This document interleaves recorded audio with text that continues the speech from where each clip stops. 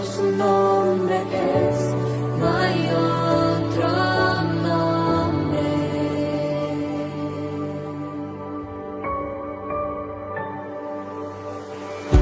Dejaste el cielo por salvarme, me viniste a rescatar. Mi transgresión tú perdonaste.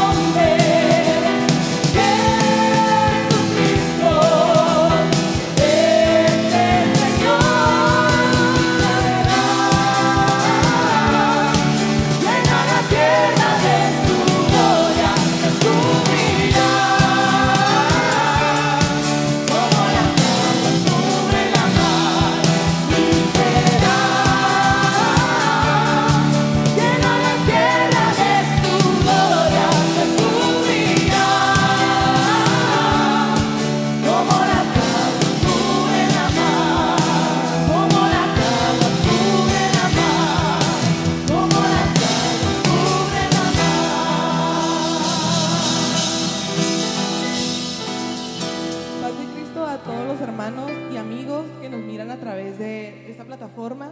Les damos una cordial bienvenida a este culto de celebración a nuestro Señor Jesucristo. Le invitamos a que adore con nosotros al único Rey de Reyes y Señor de Señores, y que tenga libertad para alzar sus manos ahí en ese lugar donde se encuentre en su casa. Adore junto con nosotros en el nombre de Jesucristo.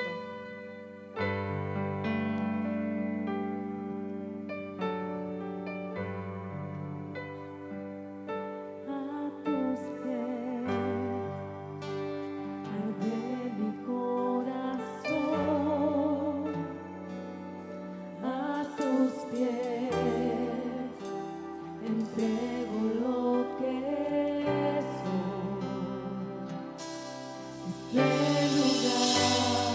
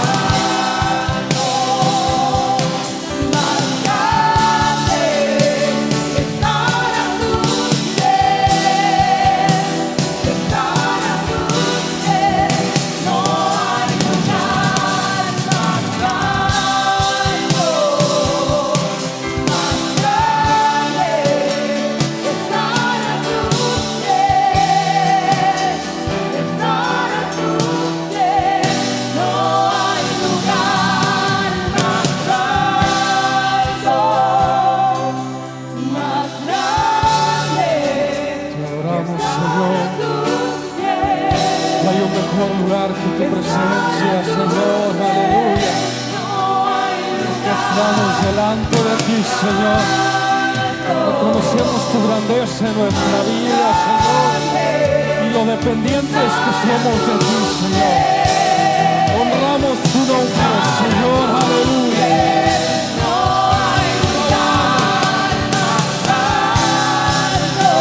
Recibe alabanza, Señor. Recibe adoración.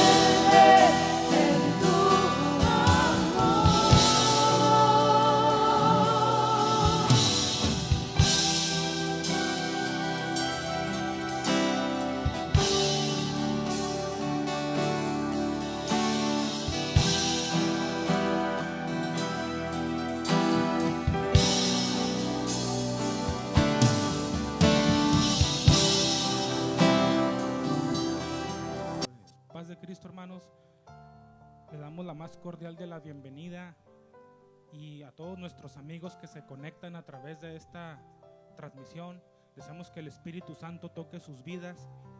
Vamos a leer en Primera de Juan, capítulo 4, del verso 1 al verso 6, para la honra y la gloria del Señor. Dios bendiga al grupo de alabanza. Dios bendiga a todo este equipo, este equipazo, ¿verdad? Dios bendiga al pastor y todos los hermanos que intervienen en esta transmisión. Dios los bendiga. Primera de Juan, capítulo 4, del verso 1 al verso 6, para la honra y la gloria del Señor. Vamos a leer y enseguida vamos a orar. Amén. Gloria a Dios. Dice así la palabra del Señor: amados, no creáis a todo espíritu, sino probad los espíritus si son de Dios, porque muchos falsos profetas han salido por el mundo. En esto conoced el Espíritu de Dios. Todo espíritu que confiesa que Jesucristo ha venido en carne es de Dios, y todo espíritu que no confiesa que Jesucristo ha venido en carne no es de Dios. Y este es el espíritu del anticristo, el cual vosotros habéis oído que viene y que ahora ya está en el mundo. Hijitos, vosotros sois de Dios y lo habéis vencido, porque mayor es el que está en vosotros que el que está en el mundo. Ellos son del mundo, por eso hablan del mundo y el mundo los oye. Nosotros somos de Dios. El que conoce a Dios nos oye. El que no es de Dios no nos oye. En esto conocemos el espíritu de verdad y el espíritu del error. Voy a pedir que repita este último texto. En esto conocemos el espíritu de verdad y el espíritu del error. Vamos a orar, hermanos. Padre de la gloria, te damos gracias, te damos la honra, te damos la gloria, Señor, porque hasta este momento tú nos has ayudado, Señor. Te pido y te suplico que nos bendigas, Padre, y que pongas una palabra, Señor, en nuestro corazón. Bendice a cada uno, Señor, de los que escuchan tu palabra a través de este medio, a todos nuestros amigos, a todos nuestros visitas, a todos nuestros simpatizantes. Yo te pido que los bendigas. Bendice también a tu pueblo, Señor. Bendícelos en el nombre de Jesucristo, y que esta palabra, Señor, sea un alimento, Señor, para tu iglesia, y que sirva de edificación para tu pueblo y también para mí. En el nombre de Jesucristo. Gracias, Señor. Gracias. Amén. Gloria a Dios. Bien, hermanos, pues vamos a aprovechar el tiempo, ¿verdad? Vamos a aprovechar el tiempo, y quiero iniciar diciendo que el apóstol Juan empieza en el capítulo 3, ¿verdad? Hablando acerca del amor, empieza un discurso en el capítulo 3 hablando acerca de ese amor ágape, de ese amor entre los hermanos, y de repente hace un alto y empieza a hablar del espíritu del anticristo, empieza a hablar de las personas que cometen errores, de las personas que están, ¿verdad?, en la mentira, en la falsedad, y enseguida pues retoma el discurso y sigue hablando acerca del amor. Y bueno, cada generación ha tenido que luchar, ha tenido que enfrentar así retos en este tiempo en el que el apóstol Juan nos escribe, ¿verdad? Estaba ocurriendo un problema entre los hermanos, ¿verdad? Porque había un grupo de personas, ¿verdad? De un grupo de gente, ¿verdad? Que no reconocía a Jesucristo como nuestro Salvador, que no reconocía el arrepentimiento, que no reconocía el perdón de los pecados. Ese grupo se le llamaba un grupo gnóstico, ¿verdad? Y bueno, les decía que en ese tiempo pues Juan está hablando y está enseñando, y empieza, ¿verdad?, a decir: amados, no creáis a todo espíritu. Cuando escribe este término y dice no creáis a todo espíritu, se está refiriendo que no le creamos a todas las personas. Aquí la palabra espíritu se refiere a una persona, a un maestro o a un profeta, que más adelante él le llama falso maestro o falso profeta, ¿verdad? Entonces les decía que en cada generación se ha tenido que lidiar, ¿verdad? Al principio pues de esta era, pues Darwin, Marx, Nietzsche, todas estas personas, ¿verdad?, tenían sus enseñanzas, pero ahora en este tiempo en el que nos escribe Juan, viene el enemigo de nuestras almas camuflajeado, ¿verdad?, con un camuflaje de piedad, de aparente santidad, de aparente amor. Y les decía que Juan inicia su discurso con el amor ágape, con el amor de nuestro Señor Jesucristo. ¿Por qué? Porque el amor tiene que respaldar la verdad. Se tiene que diferenciar, ¿verdad?, entre los que vienen en el nombre del Señor y los que vienen camuflajeados con tinieblas, con pecado. Entonces Juan, ¿verdad?, empieza este discurso y entonces la palabra clave aquí es: probad los espíritus, probad los espíritus. espíritus. Esta palabra, ¿verdad? Originalmente en el griego domikazo, ¿verdad? Se refería a la metalúrgica y hacían pasar, ¿verdad?, los metales por el oro, los probaban con el fuego, ¿verdad? El oro, por ejemplo, fue tratado, ¿verdad? Fue pasado por el fuego y de esta manera se probaba si este metal, ¿verdad?, era original, era genuino. Y de ahí, pues, la frase, no todo lo que brilla es oro. Entonces, hermanos, aquí el apóstol Juan trata de explicarnos, ¿verdad?, que el amor no debe de estar divorciado de la verdad, que el amor no debe de estar fingido, que el amor no debe de estar a un lado y la verdad en otro lado. Aquí el apóstol nos está explicando que el amor, ¿verdad?, soporta o sustenta la verdad que es en Cristo, ¿verdad? Entonces, Juan aquí nos está, hermanos, enseñando a diferenciar entre lo correcto y lo incorrecto, entre lo santo y lo pecaminoso, y entonces de lo extraordinario y de lo ordinario. En la antigüedad se hablaba de lo extraordinario y de lo ordinario, y ahora ya no conocemos o ya no tenemos ese discernimiento de lo que es ordinario y de lo que es extraordinario. Lo extraordinario corresponde a un plano de Dios y lo ordinario corresponde al plano de los hombres. Y lo extraordinario, de ahí pues la edificación del templo de Salomón, ¿verdad? El templo de Salomón pues fue una obra especial, ¿verdad?, extraordinaria para adorar y alabar el nombre del Señor. Entonces, hoy en día, les decía, no sabemos diferenciar lo ordinario de lo extraordinario. Y parece que la música que mueve la cadera y que se utiliza en las discos, en ocasiones la utilizamos aquí en los templos para alabanza del Señor. ¿Por qué? Porque desconocemos lo apropiado de lo inapropiado. Y bueno, hay una palabra, ¿verdad?, se le llama sentido común.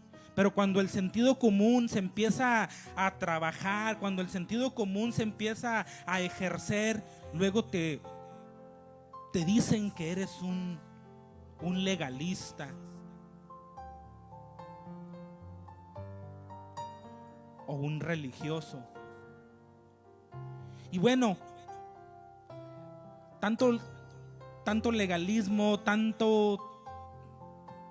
tantas cosas inapropiadas, ¿verdad?, terminaron asesinando, ¿verdad?, al sentido común. Y por más que trate de asomar la cabeza, ¿verdad?, está pisoteado. ¿Por qué? Porque no sabemos distinguir de lo sano entre lo insano. ¿Por qué? Porque lo insano es común y lo común es normal. Y si nos vamos a la historia, ¿verdad?, nos vamos a dar cuenta que existía algo llamado la estética. Nos tomó 2000 años para ir poco a poco desapareciendo esta rama de la filosofía llamada la estética. La estética no solamente es una palabra, es una rama de la filosofía que trata acerca de lo que es hermoso, de lo que es apropiado, de lo que es armónico. Y si tú quieres ver cómo el Señor utilizó la estética, vete a la creación y todos esos colores, toda esa armonía, toda la creación de Dios, el Señor utilizó la estética. Los colores de las aves, las cebras, ¿verdad? La creación en todo lo general. Ahí vemos la estética que utilizó el Señor. Y cuando vamos al Antiguo Testamento, el Señor nos enseña y nos dice cómo eran las cortinas, cómo era el altar, cómo tenía que ser todos los adornos que tenía el templo, que tenía el tabernáculo. Y vemos pues que eso era estético, que era hermoso, que era apropiado, que era armónico. El hombre hoy en día toma un pantalón, le hace un hoyo al pantalón y dice: esto es hermoso. ¿Por qué? Porque no revisamos la historia, ¿verdad? Entonces tenemos que entender que nosotros, los hijos de Dios, tenemos la imagen de Dios y tenemos el Espíritu Santo que soporta esa imagen de Dios. Y ahora todas las, ¿qué pudiéramos decir? Todas las placeres, todos los deleites a los que nosotros pudiéramos accesar o a los que pudiéramos aspirar, pudiéramos decir que toda la creación y todos los placeres y todos los deleites los hizo el Señor para nosotros, para sus hijos. Pero siempre y cuando tengamos la imagen de Dios en nuestra persona, la imagen de Dios en nuestro corazón y el Espíritu Santo. ¿Por qué? Porque Satanás ha venido y lo amoroso, lo adecuado, lo armónico, lo bonito, lo distorsionó. Ha estado distorsionando todo lo que es estético, lo que es apropiado. ¿Por qué? Porque Satanás toma la verdad de Dios en sus manos y coloca cosas que nos gustan, las pone en medio de la iglesia, y entonces es cuando la doctrina empieza a tener ciertos errores, ciertas fallas. Aquí les decía, ¿verdad, hermanos? Que la palabra probar, ¿verdad? Del griego dokimazo, ¿verdad? Les decía que se utilizaba en la metalúrgica, y entonces se probaba el oro porque muchas personas las engañaron y hubo muchos engañadores y muchos engañados con este metal. Probar los espíritus significa revisar lo que las personas nos enseñan, lo que las personas pues sí, ¿verdad? Nos instruyen. Y tenemos que decir que nosotros, ¿verdad? Venimos del monoteísmo del Antiguo Testamento, donde el Señor habla con Israel y le dice: oye Israel, Jehová nuestro Dios, Jehová uno es. Y así como de esa forma fue fundamental para los judíos, ahora nuestro Señor Jesucristo y su encarnación, ¿verdad?, es fundamental para nosotros, para los cristianos. ¿Por qué? Porque el Señor, estando allá en su trono, allá en la gloria, ¿verdad?, miró que el pecado estaba destruyendo tu matrimonio. Miró que el pecado estaba destruyendo tus finanzas. Miró que el pecado estaba destruyendo la relación con tus hijos. Miró que el pecado estaba destruyendo tu persona, tu dignidad, tus finanzas. Y tuvo que bajar, tuvo que encarnarse para venir a este mundo y ser crucificado en la cruz del Calvario, para que ese matrimonio se pudiera restaurar, para que esas relaciones con los muchachos, con los hijos, se pudieran restaurar. Pero ¿qué decía este grupo de gente, de gnósticos de ese tiempo que escribe Juan? Decían que no era necesario el arrepentimiento de pecados, que no era necesario creer en el sacrificio de Jesucristo. Ellos decían que con el conocimiento que tú tuvieras acerca de estas cosas, ya ibas a ser salvo. Por eso Juan inicia, ¿verdad?, esta carta diciendo lo que era desde el principio, lo que hemos oído, lo que hemos visto con nuestros ojos, lo que hemos contemplado y palparon nuestras manos tocante al verbo de vida. Lo que hemos visto y oído, eso os anunciamos, para que también vosotros tengáis comunión con nosotros, y nuestra comunión verdaderamente es con el Padre y con su Hijo Jesucristo. Entonces tenemos que entender que Satanás nos quiere engañar con corrientes extrañas, con predicaciones acerca de la prosperidad, por ejemplo, con enseñanzas que no van de acuerdo a lo que plantea esta palabra. Por eso hace mucho énfasis y dice: no creáis a todo espíritu. Y algunos lingüistas, algunos autores han dicho que esto se puede parafrasear o decir de otra manera: dejad de creer en todo espíritu. En el espíritu, pues, de los falsos profetas y de los falsos maestros.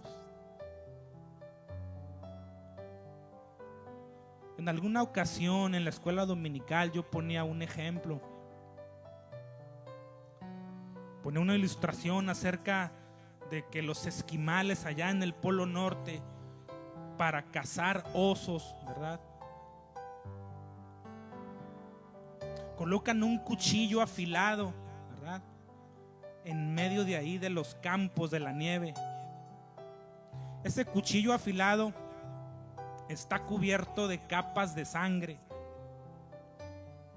Todo cubierto de capas de sangre congelada. Lo siembran en el bosque. Llegan los osos con el olor de la sangre y empiezan a consumir, empiezan a lamer esa sangre que está, ¿verdad?, incrustada en el cuchillo. Llega un momento que la lengua de los osos empieza a ser cortada y los osos no distinguen entre la sangre que estaba en el cuchillo y la sangre de sus propias lenguas. Es algo cruel, cruel y efectivo. De esta manera Satanás ha tomado la verdad de Dios, la ha distorsionado, ha colocado cosas que nos gustan, que nos hacen daño, así es, cruel y efectivo, y lo ha sembrado en la iglesia. Ahí van, ¿verdad?, los hermanos. Ahí estamos, hermano. Ahí estamos. Esas cosas que nos gustan, que no están bien, que están distorsionadas, pero que están sembradas en medio de la iglesia, ¿verdad? Y poco a poco vamos muriendo, ¿verdad? Como estos animales, como los osos. Juan insiste, mi enseñanza no es nueva. Tenemos que estar conectados a la verdad. Tenemos que tener congruencia en términos de la encarnación de Cristo. En esto conoced el Espíritu de Dios. Todo espíritu que confiesa que Jesucristo ha venido en carne es de Dios. Y todo espíritu que no confiesa que Jesucristo ha venido en carne no es de Dios. Y este espíritu es el espíritu del anticristo, el cual vosotros habéis oído que viene y que ahora ya está en el mundo. El mundo no es un lugar. El mundo, aquí en esta palabra, se refiere a un sistema de proceder, a un sistema de conducta, a un sistema de doctrina, a un sistema de vivir, a un estilo de vida que está en contra a lo que nuestro Señor Jesucristo está enseñando.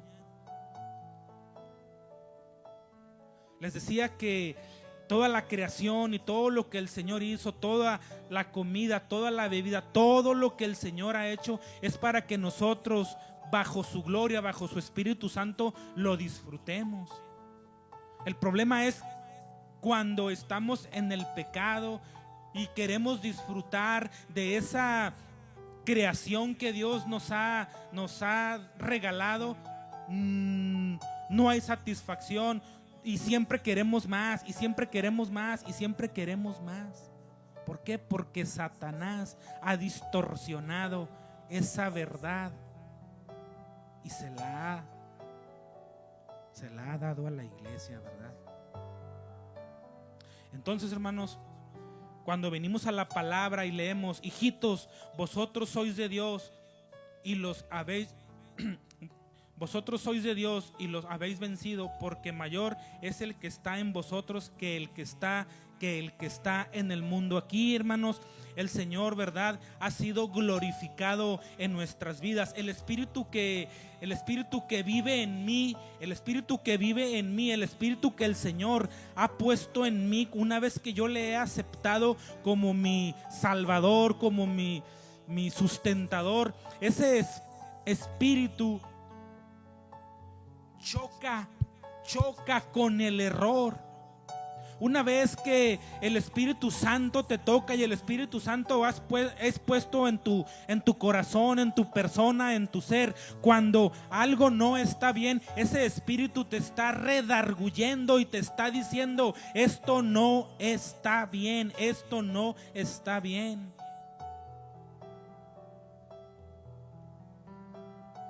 Y entonces viene el Espíritu Santo, ¿verdad? Viene el Señor Jesucristo y viene el Espíritu Santo, y dice la Biblia: Él nos guiará. ¿Para qué? Para discernir la verdad, para discernir lo que está bien de lo que no está bien. El Espíritu Santo y el Espíritu que vive en mí, ese Espíritu Santo que Dios ha colocado en nosotros, se comunica con el Espíritu que Dios puso en nosotros, para nosotros entender que por un lado hay sumisión y por otro lado hay rebelión. Sumisión a la palabra de Dios, sumisión a lo que nos enseña, sumisión a lo que está escrito. Pero cuando Satanás viene y nos empieza a sembrar la duda, el error, empieza a distorsionar esta palabra, entonces nos rebelamos y poco a poco empezamos a decir: pues no es malo, pues ¿qué tiene? El espíritu del anticristo no es un demonio en particular. El espíritu del anticristo es una enseñanza, una disposición, una filosofía de mentira, filosofía de falsedad. Él es el padre de la mentira. Él es el padre de los engaños, engaños muy, pero muy sutiles. ¿Por qué? Porque él ha tomado esa verdad distorsionada, con un aire de piedad, con un aire de amor, con un aire de bondad, de santidad externa y de amor entre la humanidad.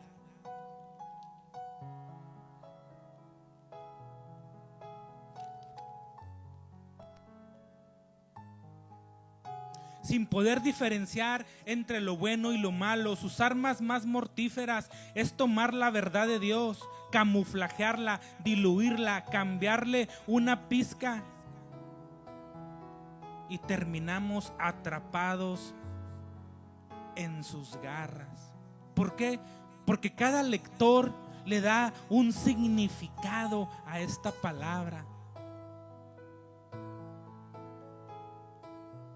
La sexualidad humana, por ejemplo. es una creación de Dios en los términos que Dios ha establecido. Pero viene Satanás y toma esa sexualidad humana que Dios creó y ahora la distorsiona y pone la pornografía de tal suerte que siempre te deja con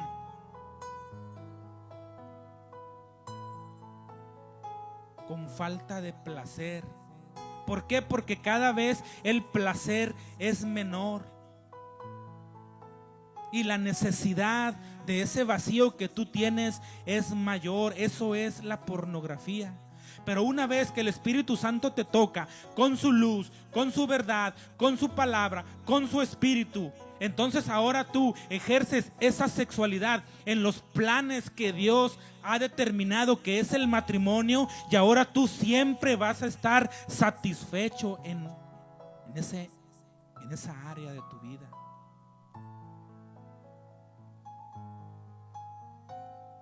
Hemos llegado a tener, ¿verdad?, la falsa tolerancia y decir qué es bueno, qué es malo. Bueno, pues es cuestión de opinión. Y no somos capaces, ¿verdad?, de decirle a la persona, estás en un error. Porque se nos ha enseñado a no juzgar, se nos ha enseñado a dejar en paz a las personas y que hagan y que deshagan. Y entonces viene la cultura y la cultura empieza a abrazarnos y nos empieza a apretar.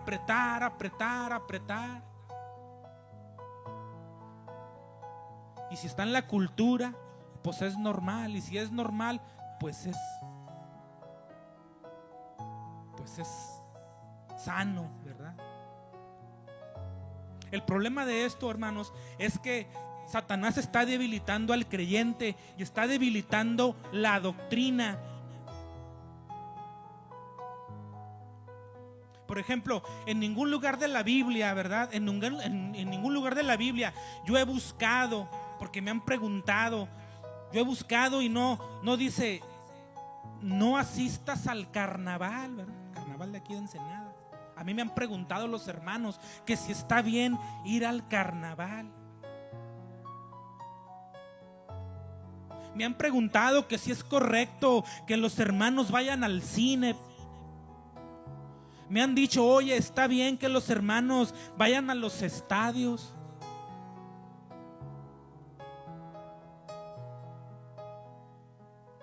Lamentablemente, Satanás eliminó el sentido común.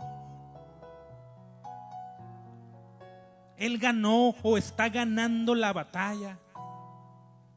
Una copa, un trago de licor, de alcohol, ¿qué tiene? En algunas bodas religiosas, bueno, de los hermanos, ya brindan, por ejemplo, ¿verdad? Cosa que antes no hacían. ¿Por qué? Porque les digo, la doctrina se está debilitando. Imagínense que a este lugar nos presentáramos en short, con chanclas, masticando chicle. La Biblia no dice que no mastiques chicle, pero es obvio, ¿verdad?, que eso no es apropiado, no es correcto, no es armónico, no es estético.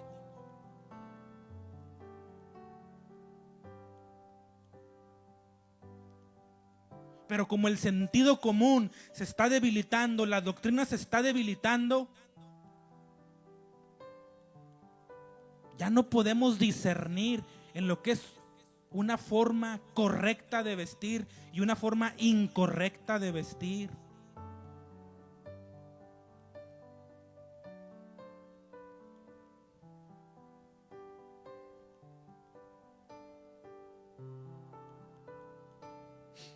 Gloria a Dios. Se nos ha olvidado o hemos perdido el saber acerca de lo que es hermoso y de lo que es feo, de lo armónico a lo desproporcionado, de lo estético a lo inconveniente, de lo apropiado a lo inapropiado. Y ahí va la iglesia, ahí va la iglesia, ahí va la iglesia, sin saber diferenciar lo sagrado de lo profano, sin saber diferenciar lo moral de lo inmoral, sin saber diferenciar de lo santo a lo secular, de lo armónico.